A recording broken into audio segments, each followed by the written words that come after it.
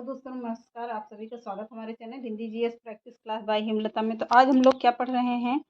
हिंदी में practice set हल करेंगे। बहुत ही महत्वपूर्ण प्रश्न हमने रखे हुए हैं। तो चलिए आज के सेशन को चालू करते हैं। पहला प्रश्न देखते हैं, विद्यापति के पद किस भाषा में रचित थे? पहला प्रश्न कहता है कि विद्यापति के पद किस भाषा में रचित थे। तो मैंने कुछ ऑप्शन रखे हैं। पहला ऑप्शन है पहाड़ी, दूसरा ऑप्शन है मैथिली, तीसरा ऑप्शन है अवधी और चौथा ऑप्शन क्या है? पिंगल। तो किस भाषा में थे? मैथिली भाषा में थे। विद्यापति पद किस भाषा में रचित थे? तो मैथिली भाषा में थे। अगला प्रश्न देखते हैं, अपभ्रंश प्रभावित हिंदी रचना है। अपभ्रंश से प्रभावित हिंदी रचना कौन सी होती है? कौन सी होगी? अपभ्रंश प्रभावित हिंदी रचना कौन सी है? भरतेश्वर बाहुबली रास है। दूसरा क्या है? चंदनवाला रास है। तीसरा क्या है? नेमिनाथ रास है। चौथी कौन सी है? बसंत विलास है। तो कौन सी होगी? पहले में भरतेश्वर बाहुबली रास है, ये ऑप्शन सही है। अपभ्रंश प्रभावित हिंदी रचना कौन सी है? भरतेश्वर बाहुबली रास है। दूसरा प्रश्न देखते हैं, 11वीं शताब्दी में रचित लोक भाषा काव्य है। कौन सी है? 11वीं शताब्दी में प्रश्न कह रहा है 11वीं शताब्दी में कौन सी शताब्दी में रचित लोक भाषा काव्य कौन सा है? ढोला मारू रा दूहा। कौन सी है? ढोला मारू रा दूहा, ये है। अगला प्रश्न देखते हैं, गोरखनाथ के गुरु का नाम क्या था? गोरखनाथ के गुरु का नाम क्या था? मत्स्येंद्र नाथ था। अगला प्रश्न देखिए, अपभ्रंश शब्द सबसे पहले उल्लेख किसने किया?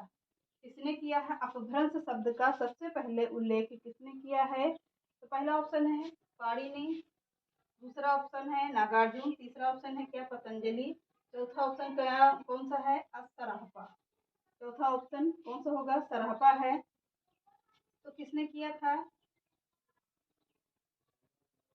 किसने किया है?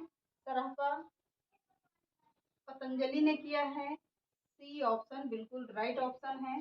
अगला प्रश्न देखते हैं, सिद्धों का प्रथम कवि कौन है? तो सिद्धों के प्रथम कवि कौन है? सरहपा, कड़हपा, गुंडरीपा, शेरपा। कौन सा होगा? सरापा, कड़प्पा, गुंडरीपा, शेरपा। तो कौन सी है?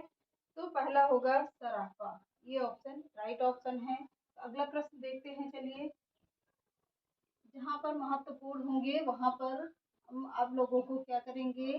कुछ ऑप्शन भी देंगे और कुछ प्रैक्टिस से भी हल करते रहेंगे। सॉरी, ऑप्शन नहीं देंगे, सीधा राइट क्या करेंगे? आंसर लिखेंगे। कुछ में ऑप्शन रहेगा, जहाँ पर समझ में आएगा। तो चलिए देखते हुए रहिएगा साथ साथ में। सिद्धों का प्रथम कवि कहा जाता है, ये तो हो गया शायद। औहट में शिक्षा शब्द के लिए कौन सा रूप मिलता है? औहट में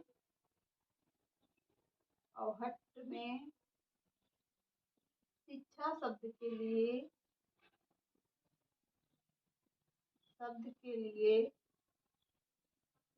शिक्षा शब्द के लिए कौन सा रूप मिलता है?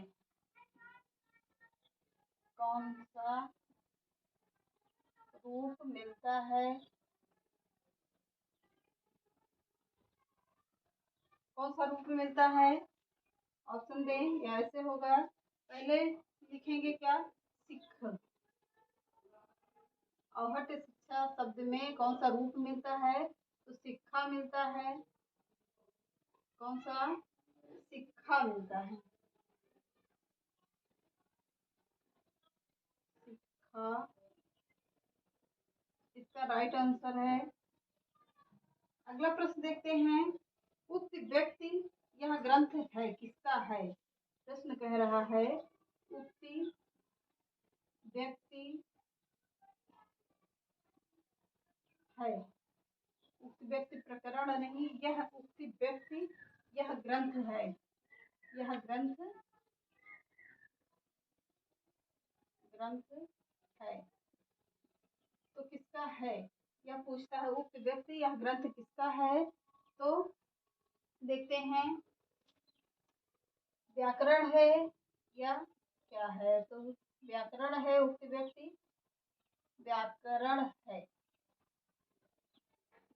अगला प्रश्न देखते हैं,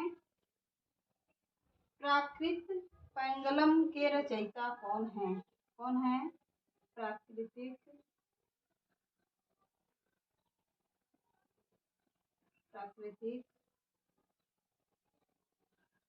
पैंगलम के रचयिता? प्राकृत है ऐसे है, प्राकृत पैंगलम के रचयिता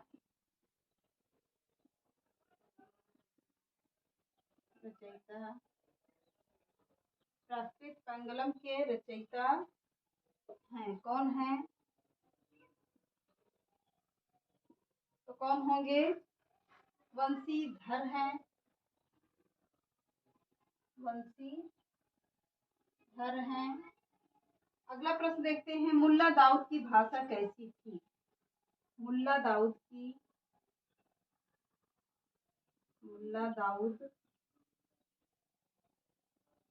भाषा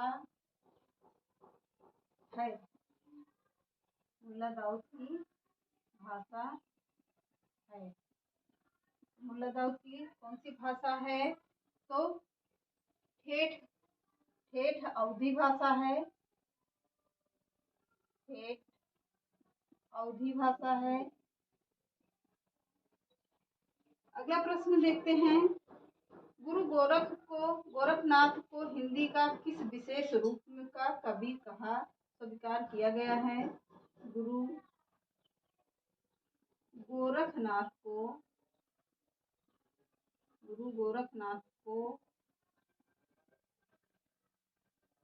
हिंदी के किस विशेष रूप में हिंदी के किस विशेष रूप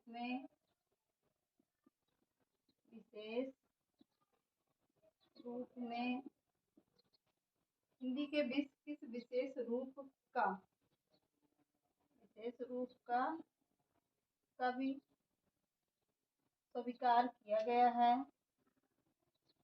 तो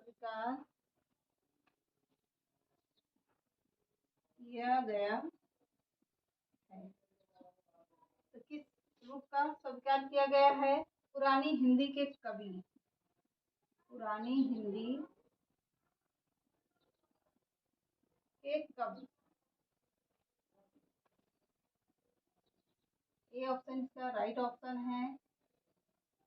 अगला प्रश्न देखते हैं, हिंदी साहित्य के आदिकाल हिंदी साहित्य के आदिकाल हिंदी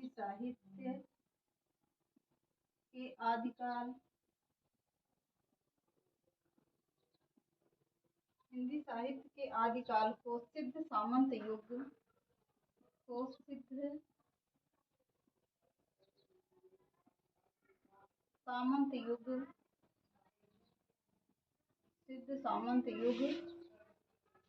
नाम दिया है।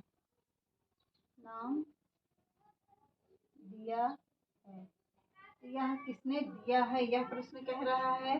तो राहुल सांकृत्यायन ने दिया है, राहुल सांकृत्यायन ने दिया है।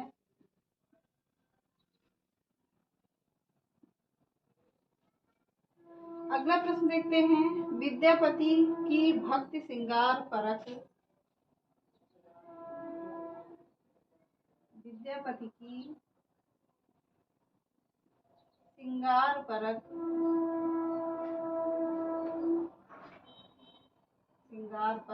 जहाँ पे समझ ना आए तो बोल भी रहे हैं, कुछ उस पर भी ध्यान दीजिएगा।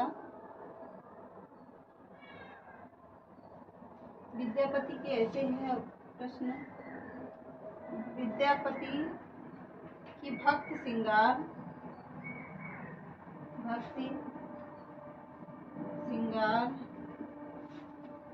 परक कौन सी भक्ति श्रृंगार परक? पदावली अनूठी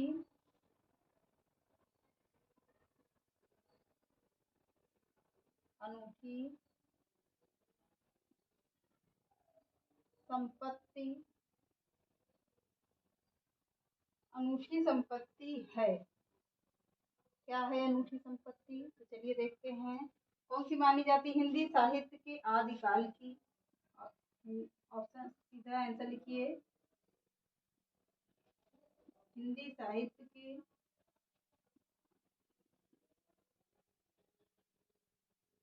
हिंदी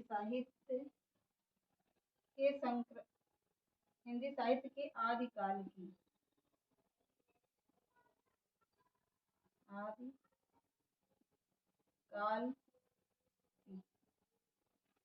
तो ये रहे कुछ प्रश्न। तो चलिए देख लेते हैं फटाफट से। कौन सा है? अवहट्ट शिक्षा शब्द के लिए कौन सा रूप मिलता है?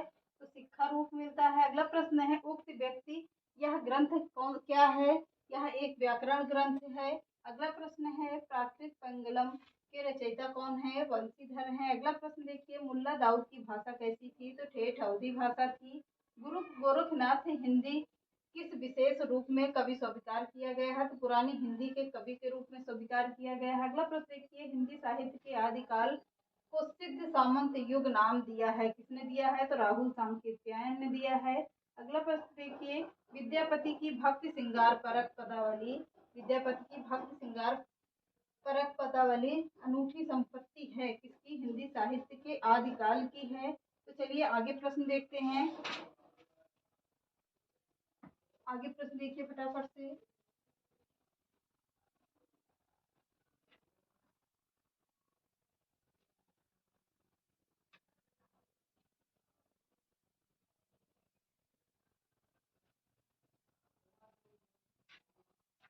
आल्हा खंड का वास्तविक स्रोत क्या है? अगला प्रश्न बहुत ही इम्पोर्टेंट है। आल्हा खंड का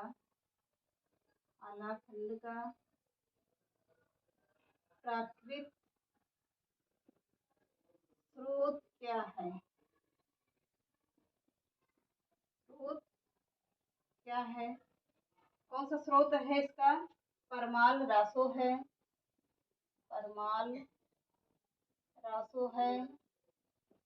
अगला प्रश्न देखते हैं। आदिकाल हिंदी को एक भिन्न प्रकार की हिंदी मानते हुए आदिकाल बहुत ही इम्पोर्टेंट प्रश्न है। आदिकाल हिंदी को एक भिन्न प्रकार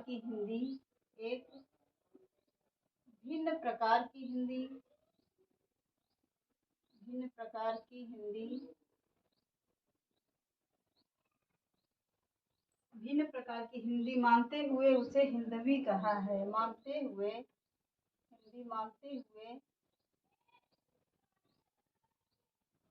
उसे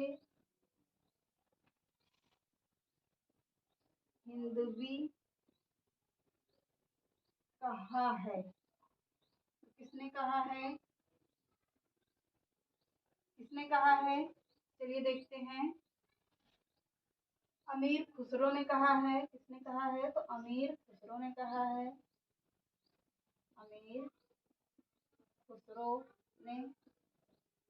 अगला प्रश्न देखते हैं।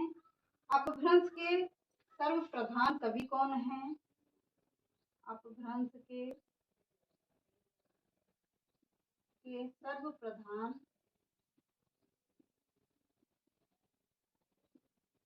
कवि कौन है?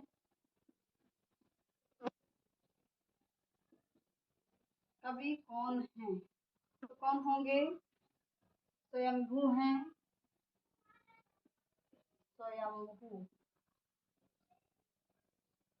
स्वयंभू को माना जाता है। अगला प्रश्न देखते हैं। उपदेश रसायन रास के रचनाकार हैं। अभी हमने इसको पढ़ाया भी था। उपदेश रसायन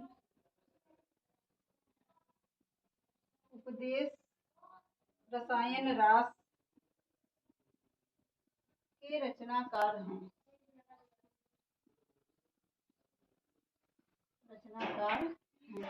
कौन होंगे? तो जिनदत्त सूरी हैं।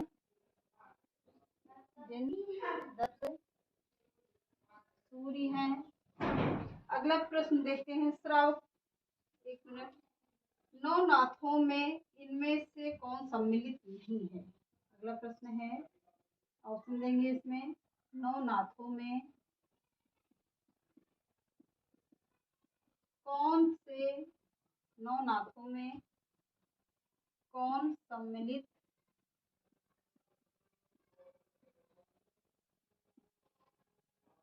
नहीं है? कौन सम्मिलित नहीं है? कौन होंगे? गोरक्षनाथ हैं, ये ऑप्शन लिखिए, गोरक्षनाथ। गोरक्षनाथ। बी ऑप्शन लिखिए, नागार्जुन। नागार्जुन।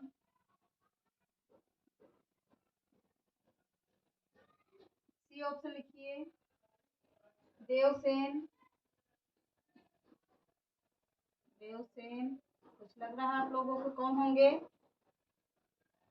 डी ऑप्शन लिखिए, जड़ भरत। जड़ भरत। तो कौन होंगे? गोरक्षनाथ है, नागार्जुन है, देवसेन है, जड़ भरत है, तो कौन होंगे? देवसेन होंगे, राइट ऑप्शन। अगला प्रश्न देखते हैं, रणमल्ल छंद नामक काव्य की रचयिता हैं कौन? रणमल्ल। रणमल्ल छंद नामक, रणमल्ल छंद नामक काव्य के रचयिता हैं। काव्य के रचयिता हैं कौन होंगे? श्रीधर हैं, श्रीधर। अगला प्रश्न देखते हैं, चंदन बाला रास किसकी रचना है? चंदन बाला रास रचना किसकी है? किसकी है? किसकी होगी? आसगु की है। रचनाकार कौन है? आसगु। देखिएगा, तो ये रहे कुछ प्रश्न। आलाखंड प्राकृत स्रोत क्या है? तो परमाल रासो है। अगला प्रश्न देखिए, कौन सा क्या है? तो इसका प्रमुख सूत्र क्या था? तो परमाल रासो था। आदिकाल हिंदी को एक भिन्न प्रकार की हिंदी मानते हुए उसे हिंदवी कहा है। किसने कहा है? अमीर खुसरो ने कहा है। अगला प्रश्न है, अपभ्रंश के सर्वप्रथम कवि कौन है? तो स्वयंभू को माना जाता है। अगला प्रश्न देखते हैं, उपदेश रसायन रास के रचनाकार हैं कौन? जिनदत्त सूरि हैं। अगला प्रश्न देखिए, 9 नाथों में कौन सम्मिलित नहीं होगा? तो कुछ ऑप्शन है, गोरखनाथ होंगे, नागार्जुन होंगे, देवसेन होंगे और जड़ भरत होंगे। तो कौन होंगे? देवसेन नहीं है। अगला प्रश्न देखते हैं, बाकी सब नागार्जुन, जड़ भरत, गोरक्षनाथ सब हैं। रणमल्ल छंद नामक काव्य है किसका है? श्रीधर का है। चंदन बाला रचना किसकी है? तो आसगु की है। तो चलिए आज के प्रश्न को यहीं समाप्त करते हैं। चैनल पसंद आए तो लाइक करिए, सब्सक्राइब करिए, ज़्यादा से ज़्यादा लोगों को शेयर करिए। नमस्कार।